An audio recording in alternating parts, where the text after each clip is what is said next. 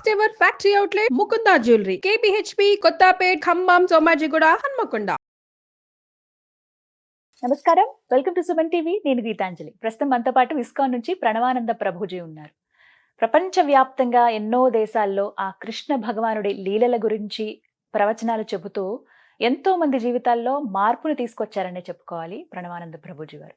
ఎందుకు అనంటే ఎన్నో బాధలు మేము పడ్డామని, మా జీవితంలో కొన్ని మేము మార్చుకోలేకపోతున్నామని ఇబ్బంది పడేవాళ్ళు కేవలం వారి ప్రవచనాలు విని మార్పు చెందారు. ఆ కృష్ణుడి గురించి ఇంకా బాగా తెలుసుకోగలుగుతున్నారు. అలాంటి వారిని స్టూడియోకి ఆహ్వానించాము. అయితే ఇవాళ మనకున్నటువంటి కొన్ని సందేహాలని గురువుగారి మాటల్లో విని అవి నివృత్తి చేసుకుందాము. అలాగే ఎన్నో పర్వదినాలు కూడా రాబోతున్నాయి ప్రస్తుతం, వాటి గురించి కూడా వారి మాటల్లో విందాం. Hare Krishna Prabhuji. Hare Krishna Mataji. Healthy life style ఉంటేనే కానీ ఇప్పుడున్న పరిస్థితుల్లో మన ఆరోగ్యాన్ని మనం కాపాడుకోలేం. ఇది డాక్టర్ల దగ్గర నుంచి కామన్ పీపుల్ వరకు అందరూ చెప్పే మాటే, కానీ ఆచరించే వాళ్ళు ఎంతమంది అనేది పెద్ద క్వశ్చన్. రకరకాల డిసీజెస్ వచ్చేస్తున్నాయండి. అమ్మో, ఇలాంటి జబ్బులు కూడా ఉంటాయా అనిపించేవి కొన్ని. అంత పెద్ద జబ్బులు కూడా చాలా కామన్గా చూసేస్తున్నాం. అంటే ఉదాహరణ క్యాన్సర్ లాంటివి అంటే క్వైట్ కామన్ అయిపోయాయి. అంటే ఇలాంటివన్నీ కారణం ఏంటంటే మన లైఫ్ స్టైలే ప్రాబ్లం అని చెప్తూ ఉన్నారు. అసలు ఒక హెల్తీ లైఫ్ స్టైల్ మెయింటైన్ చేయాలంటే ఎలా ఉండాలి అనేదే ఇప్పుడు ఒక పెద్ద క్వశ్చన్ ప్రభుజీ. అది మేము ముందు ఉంచుతున్నాను. నేను ఒక డాక్టర్ గారి వీడియో చూసాను అనమాట. అందులో పేషెంట్ వచ్చి మాట్లాడుతూ ఉంటే ఆయన బాగా అనలైజ్ చేసి అంటారు, మీకున్నాయి అన్ని కూడా లైఫ్ స్టైల్ డిసీజెస్ అండి. ఈ లైఫ్ స్టైల్ డిసీజెస్ పోవడానికి నేను ఒక ప్రిస్క్రిప్షన్ ఇస్తాను, దాన్ని బాగా చదువుకోండి అని ఒక భగవద్గీత తీసి ఆవిడ చేతిలో పెడతారు.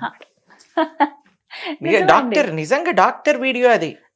అయితే ఆయన ఏమంటారంటే, కృష్ణుడు చెప్పిన విషయాలు భగవద్గీతలోని ఎవరైతే పాటిస్తారో వాళ్ళకి ఎటువంటి జబ్బులు కూడా అంటే లైఫ్ స్టైల్ డిసీజెస్ రావు అని ఆ డాక్టర్ గారు ప్రిస్క్రిప్షన్ అన్నమాట. ఆ వీడియో లింక్ మీకు పంపిస్తాను, మీరు పంపించండి.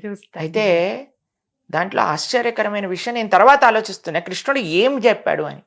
తర్వాత నాకు అర్థమైంది ఏంటంటే, అసలు కృష్ణుడు భగవద్గీతలో చెప్పంది ఏంటి, యుక్తాహార విహారస్య యుక్త చేష్టస్య కర్మసు. కృష్ణుడు చెప్పాడు రెగ్యులేషన్ అనేది చాలా ముఖ్యం. అన్నిటిలో మనకి రెగ్యులేషన్ కావాలి. ఇప్పుడు ఎలా అయిపోయిందంటండి, రాత్రంతా మేల్కొండటం, ప్రొద్దునంతా పడుకోవటం, తర్వాత ఎక్కడ పడితే అక్కడ తినేయటం, ఎవరు పెట్టింది తినేసేయటం, ఏమి రెగ్యులేషన్స్ అంటూ ఏం లేవన్నమాట. మనిషి ఇన్స్టింక్ట్. ఇప్పుడు చూడండి, ఇంతకు ముందు ఏదన్నా మనకి కావాలి అన్నా సరే దానికి ప్రయత్నం చేయాలి. ఇంట్లో నుంచి లేచి ఎక్కడికో వెళ్ళి తీసుకొని రావాలి. ఒకవేళ ఎవరికైనా హోటల్లో తినాలి అనే కోరిక ఉండింది అనుకున్నా అంత దూరం వెళ్ళి ట్రాఫిక్ లో పట్టుకొని తీసుకొని రావాలి. ఇప్పుడు ఏముందండి, స్విగ్గీలో జొమాటోలో ఒక బటన్ నొక్కటం అంతే, మన ఇంటికి వచ్చేస్తుంది. కాబట్టి మనకి అసలు కదలాల్సిన అవసరం ఇలా పడుకొని మొత్తం ఇంద్రియ భోగం అంతా కూడా తెప్పించేసుకోవచ్చు దగ్గరికి ఆర్డర్ చేసేసి. మనకి ఇంకా ఏం కంగారు లేదు. ఇంతకు ముందు ఏదన్నా వండుకో, అయ్యో సామాన్ లేవు, సరేలే సండే రోజు వెళ్ళినప్పుడు మార్కెట్లో తెచ్చుకుంటా. ఇప్పుడు బ్లింకిట్ లో జెప్టోలో పెట్టగానే 2 నిమిషాలలో వాడు మీరు తాలింపేసే లోపల ఆ ఇంగ్రీడియంట్స్ వచ్చేస్తుంది, వేసేసుకుంటా తెచ్చేస్తున్నాడు. కాబట్టి ఎక్కడ కూడా ఇంత కూడా అయ్యో పాపం అనుకోవడానికే వీలు లేకుండా తయారైపోయింది అనమాట. ఇది కలియుగం అలా ప్రోగ్రెస్ అయిపోతూ ఉంటుంది. కానీ మనం ఒక్క విషయం ఆలోచించాల్సింది ఏంటి అంటే, తాత్కాలిక ఆనందం మనకు కావాలా లేదా శాశ్వతమైన ఆరోగ్యం కావాలా? తాత్కాలిక ఆనందం అందరికీ చాలా టెంప్టింగ్ గా ఉంటుందండి. ఈ క్షణం ఇది చేసేస్తే నాకు అయిపోయింది. కానీ ఎప్పుడైతే మన మనసుకి అలా మనం అలవాటు చేస్తూ పోతుంటామో, అది కోతికి కొబ్బరికాయ ఇవ్వటం అంటారు కదా, అలా తయారవుతుంది అనమాట. మనసు కనిపిస్తుంది, ఓ అచ్చా ఇంత ఈజీయా, వీడికి జస్ట్ కోరిక ఇవ్వటం వాడు చేసేస్తాడులే అని మళ్ళీ మళ్ళీ మళ్ళీ మళ్ళీ మళ్ళీ మళ్ళీ మన తోలు బొమ్మ అంటారు చూడండి, అలా మనల్ని ఆడిస్తూ ఉంటుంది మనసు. కానీ ఎప్పుడైతే మీరు అన్నారు కదా ఒక లైఫ్ స్టైల్ మెయింటెనెన్స్, అది ఎలా వస్తుంది? Regulation. Early to bed, early to rise, keeps a man healthy, wealthy and wise. ఇవన్నీ మనం చిన్నప్పటి నుంచి నేర్చుకుంటున్నాం. సూర్యోదయం ముందు నుంచి లేవాలి, త్వరగా పడుకోవాలి, ఆ సూర్యాస్తమయం లోపల తినేసేయాలి, ఎంత తొందరగా తినాలంటే అంత మంచి. ఇప్పుడు చూడండి, రాత్రులు 11 o'clock, 12 o'clock నైట్ ఎటువంటి రెగ్యులేషన్స్ లేకపోయింది. ఇప్పుడు అందుకే అన్ని డిసీజెస్, అన్ని రకాల ఇవి అవి అన్ని వచ్చేస్తున్నాయి. చిన్న చిన్న పిల్లలకంటే అసలు మేము మాట్లాడతాం యూత్ తో, మాకే ఆశ్చర్యం వేస్తుంది. కొన్నిసార్లు వాడికి ఈ ప్రాబ్లం ఏంటి అని ఇంటర్నెట్ లో సెర్చ్ చేయాలి ఫస్ట్ వాడితో మాట్లాడే ముందు. అలా అయిపోయి ఎప్పుడు వినలేదండి మనం. ఒక శారీరక రుగ్మతలే కాకుండా మానసికమైన రుగ్మతలు ఎన్ని పెరిగిపోయాయి చెప్పండి. ఇప్పుడు మెంటల్ హెల్త్ ఇష్యూస్ అని అసలు ఎన్ని ప్రాబ్లమ్స్. అసలు ఒకళ్ళ ఇంటికి వెళ్ళి వాళ్ళ అమ్మగారు చెప్పిందట, అమ్మ నాకు డిప్రెషన్ చాలా అయిపోయింది, నేనేం చేయాలి అని అంటే వాళ్ళ అమ్మగారు అన్నారట, అక్కడ క్రోసిన్ టాబ్లెట్ పెట్టింది తీసుకో అన్నారట. ఎందుకంటే పెద్దవాళ్ళకి డిప్రెషన్ అంటే ఏంటో తెలియదు, వాళ్ళకి ఏం వచ్చినా సరే క్రోసిన్ వేసేసుకుంటే నయం అయిపోతుంది అనుకుంటారు. ఎందుకంటే ఆ సమయంలో ఇలాంటివన్నీ వినలేదు వాళ్ళు. కానీ ఇప్పుడు వచ్చిన పేర్లు, ఇప్పుడు వచ్చిన ప్రాబ్లమ్స్, మెంటల్ హెల్త్ ఇష్యూస్ కానీ ఫిజికల్ హెల్త్ ఇష్యూస్ కానీ ఎందుకు వస్తున్నాయంటే రెగ్యులేషన్ లేక. దేంట్లో రెగ్యులేషన్ లేదు మనకి. ఫస్ట్ పడుకోవటంలో, నిద్రలో రెగ్యులేషన్ లేదు. 2 ఎక్సర్సైజ్లో రెగ్యులేషన్ లేదు. ఒక బాడీ ఫిజికల్ యాక్టివిటీ అంటూ లేదండి. కరెక్ట్. పడుకోవటం, లేవటం, ఆఫీస్కి వెళ్ళటం, మళ్ళీ వచ్చేయటం, మళ్ళీ టీవీ ముందు కూర్చోవటం, టీవీ ముందే కూర్చొని తింటాం, మళ్ళీ పడుకోవటం. అంతే. 1 పడుకోవటంలో, నిద్రలో లేదు. 2 శారీరక ఎక్సర్సైజ్లో లేదు. 3 తినటంలో లేదు. అది మెయిన్. 4 చూడటంలో, ప్రతి ఒక్క విషయంలో విచక్షణ అనేది కోల్పోతున్నాం. ఏది నాకు మంచి, ఏది నాకు చెడు. తినటంలో ఒక సూత్రం చెప్తాను, జాగ్రత్తగా వినాలి. ఏది పడితే అది, ఎక్కడ పడితే అక్కడ, ఎప్పుడు పడితే అప్పుడు, ఎలా పడితే అలా, ఈ 4 తినకూడదు. అలా అసలు చేయకూడదు. తిండి విషయంలో చాలా రెగ్యులేటెడ్గా ఉంటాయి. కానీ ప్రభుజీ తప్పని పరిస్థితులు ఉంటాయి. ఇప్పుడు ఆఫీస్కి వెళ్ళినప్పుడు ఇంకా వేరే చాయిస్ లేనప్పుడు అక్కడ తినటము, బయట ఎక్కడైనా వర్క్ చేస్తుంటే అక్కడ తినేయటము. అంటే మేజర్గా అందరూ చెప్పేది ఇదే, మీరు చెప్తున్నారు బాగానే ఉంది కానీ మాకు ఇంకా సోర్స్ లేదు, తినక తప్పట్లేదు, ఎక్కడ పడ్డా మాకు అవి అలవాటు. మీకు ఒక విషయం చెప్పినా అండి, మనసు ఉంటే మార్గం ఉంటుంది. నాకు ఐ హావ్ సీన్ పీపుల్, ఎవరైతే ఇంటి నుంచి డబ్బా తెచ్చుకొని ఎక్కడ ఉన్నా సరే, ఇప్పుడు చూడండి మేము ప్రపంచవ్యాప్తంగా కృష్ణ ధర్మ ప్రచారం కోసం వెళ్తూ ఉంటాం. మరి మేము ఏం చేస్తాం అనుకుంటారు మీరు? ఎక్కడికి వెళ్ళినా భగవత్ ప్రసాదం మాత్రమే స్వీకరిస్తాం. నాకు ఎప్పుడు అది ఆశ్చర్యమే అనిపిస్తుంది మీ విషయంలో. అసలు ఎలా ఉంటారు ఇంత నిష్టగా? అసలు మీరు కనీసం ఇక్కడికి వచ్చినప్పుడు వాటర్ ఒక్కటే, అది కూడా అన్నిసార్లు అడిగితే, ఇంకేమీ తీసుకోరు. అసలు ఎలా ఉండగలుగుతారు అనేది ప్లానింగ్, ఆ నిష్ట, ఆ కమిట్మెంట్ ఉండాలి. నేను ఈ భగవత్ ప్రసాదం, సాత్విక భగవత్ ప్రసాదం మాత్రమే స్వీకరిస్తాను అని ఉంటే, దాన్ని బట్టి మనకి ఇప్పుడు చూడండి మన మనసు ఏం చేస్తుందో తెలుసా అండి, మనకి దేన్ని ప్రియారిటీ అనుకుంటామో దాన్ని బట్టి మనకి అవకాశాన్ని కల్పిస్తూ ఉంటుంది. నాకు దేన్ని ముఖ్యము అంటామో దానికి మన శరీరం ఆ విధంగా, మన మనసు ఆ విధంగా మనకి ఒక ఆపర్చునిటీ ఇస్తూ ఉంటుంది. మీకు ఒక చిన్న ఎగ్జాంపుల్ చెప్తాను, బాగా అర్థమవుతుంది. మేము ఒకసారి ఒక దగ్గర ప్రసాదం తీసుకుంటున్నాం అనమాట. అయితే చాలా ప్రసాదాలు, చాలా రకరకాల నైవేద్యాలు చేశారు భగవంతుడికి. ఆ రోజు ఏదో ఉత్సవం, అయితే అందరికి పెడుతూ ఉన్నారనమాట. నా పక్కన ఉన్న డివోటీ అన్నారు, అమ్మో నా కడుపు పలిగిపోయేటట్టుంది, ఇంకా నేను ఇంకొకటి తిన్నా సరే నా కడుపు వెళ్ళిపోద్ది, వినాయకుడు లాగా అయిపోద్ది నా పరిస్థితి, అది ఇది అంటున్నారనమాట.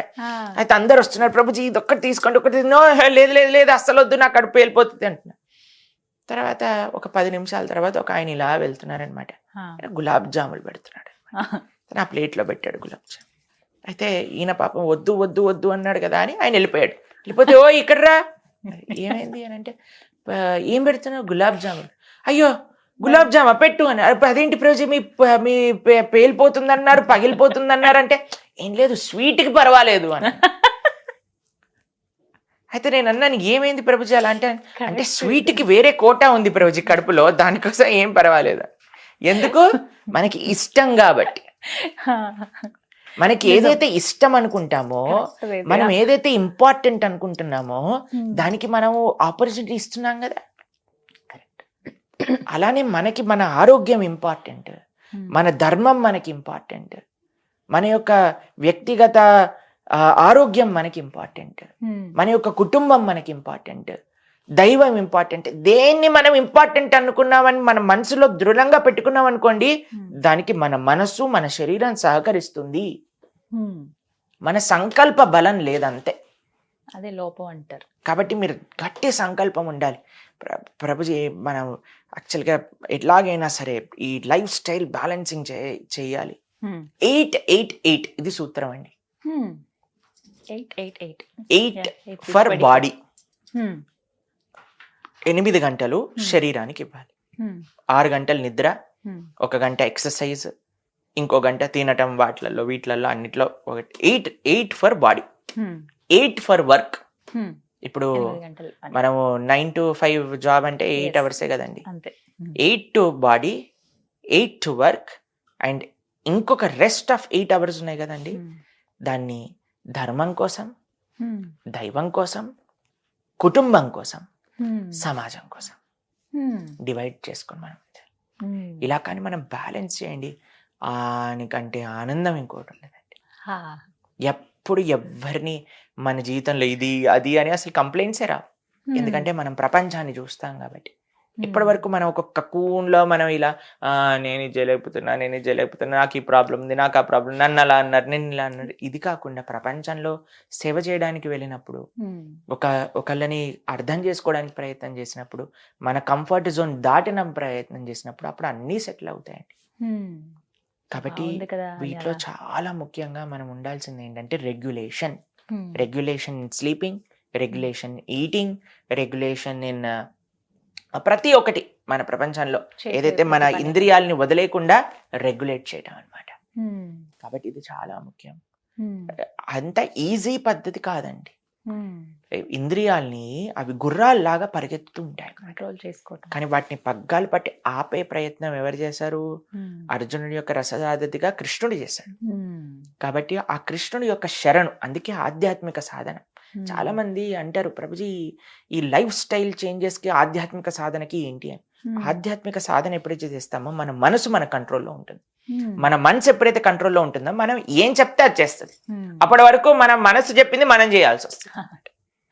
కాబట్టి అందుకే ఈ మంత్రం అని అంటే ఏంటో తెలుసా? మన త్రాయతీతి మంత్ర, మనస్సుని మార్చేది, మనస్సుని నిగ్రహించేదే మంత్రం. కాబట్టి ఆ విధంగా మనం కానీ హరే కృష్ణ మహామంత్ర జప సాధన చేస్తూ ప్రతిరోజు మనం భగవద్గీత, భాగవతాలు ఇలాంటి మన ఛానల్లో 1000 గంటలకు పైగా ఉన్నాయి ప్రవచనాలు. మనం మెల్లమెల్లగా వింటూ ఉంటే ప్రతిరోజు మేము 7 గంటలకు ప్రవచనం ఇస్తాం తెలుసా. మేము ప్రతిరోజు మార్నింగ్ జూమ్ లో ఇస్తాం లెక్చర్. కాబట్టి కొద్దిగా మనం గంట సేపు వింటాం, ఒక 15-20 నిమిషాలు గీత చదువుకోవటం, ఒక 15-20 నిమిషాలు జపం చేసుకోవటం. ఇలా చేసుకున్నాం అనుకోండి, ఫస్ట్ మనసు కంట్రోల్లోకి వస్తుంది. మనసు కంట్రోల్లో చెప్పినప్పుడు మనసుకి మనం సజెషన్స్ ఇవ్వచ్చు, ఆటో సజెషన్స్ అంటారు.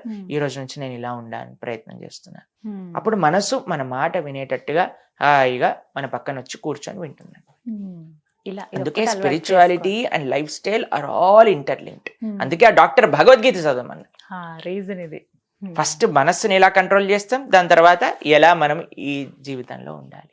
కాబట్టి ఇప్పుడు మీరు ఒలింపిక్ మెడల్ విన్ అయ్యారు. ఆవిడని అడిగారు, ఏంటి అసలు మీ మనసులో ఉండే భావన అంటే, ఆవిడ చెప్పారు, మీరు వినే ఉంటారు, మన ఇండియన్ ఒలింపిక్ గేమ్ విన్నర్, నేను భగవద్గీత చదువుతాను, భగవద్గీతలో కృష్ణుడు చెప్పిన విషయాలను గుర్తుపెట్టుకుంటూ నేను, అది జీవితంలో సక్సెస్ అంటే. ప్రతి ఒక్కరి సక్సెస్ వెనక భగవద్గీత ఉందండి. చాలా మంది నేను విన్నాను, ఇలా నాకు అలవాటు ఉందని ఇలా చెప్తున్న వాళ్ళు. అసలు అది భలే సంతోషం అనిపించింది. అంటే ఇన్ని రోజులు తెలుసుకోలేకపోయామే, భగవద్గీతలో ఇంత ఉందా, మనం నేర్చుకోవాలి కానీ అని అయితే అనిపించింది. అంటే ఎవరెవరు సక్సెస్ అయ్యారో ఒక్కసారి వాళ్ళ లైఫ్ లో చూస్తే ఖచ్చితంగా భగవద్గీత ఉంటుంది. దానికంటే గొప్ప ఏమంటామంటే ఒక మోటివేషనల్ బుక్ ఇంకొకటి లేదండి ప్రపంచంలో. అందుకే కృష్ణం వందే జగద్గురు అంటాం కదా.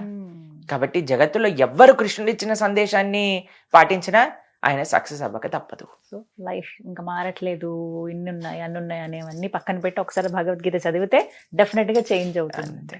Thank you so much Prabhuji, చాలా చక్కగా చెప్పారు. హరే కృష్ణ. హరే కృష్ణ.